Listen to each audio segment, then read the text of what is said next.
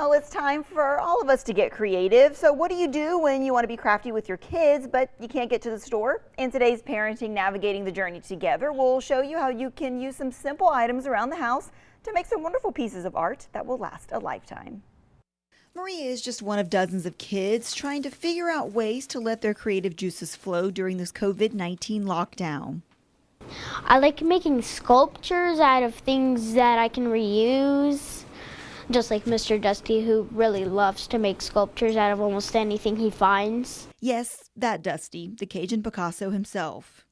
During these times when we have times away from others, we can really reflect, and also if we use that in a positive way by getting that out, by making something creative, I think that's just a wonderful thing. And just I can't wait to see people's artwork in the next couple months, because it's going to be really great.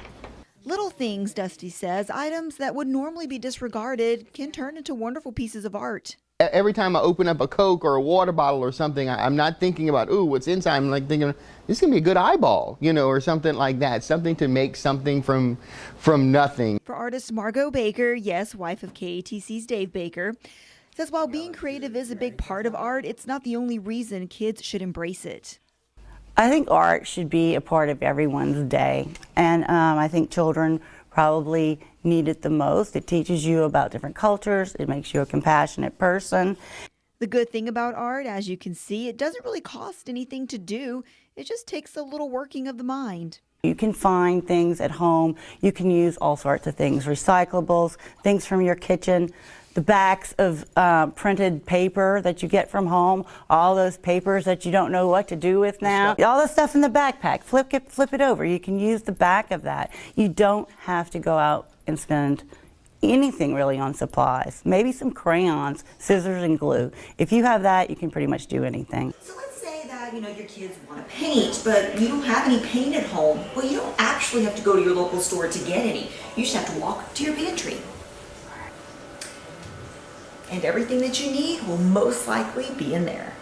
You can use corn syrup, cornstarch, vinegar, and baking soda. How long does it take to make? It just takes a few minutes. You start to mix it up. You need a mixing bowl, a good spoon, a couple of measuring spoons, and maybe 5 minutes.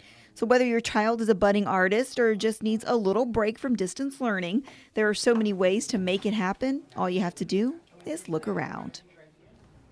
And Dave, that's really kind of what it's all about. Just figure out what you have. And like Margot said, if you have scissors, crayons, and glue, it is yours. And most people have all of those things too. And that story, by the way, was shot several days ago. And all of the rules, the place smelled like Lysol and hand sanitizer, but all the rules that were in place at the time were being followed. Those were two sets of siblings that we kind of had on the opposite ends of the table. But I know they had a good time. I know all of them are missing their art teachers and their art classes, because all that has now been shut down too, so they're kind of on their own at home. And one thing, that I love that Margot said was that it creates compassionate people too. Yep. And a lot that's of that kind of what these we days, need don't right we? now. Yeah, for sure.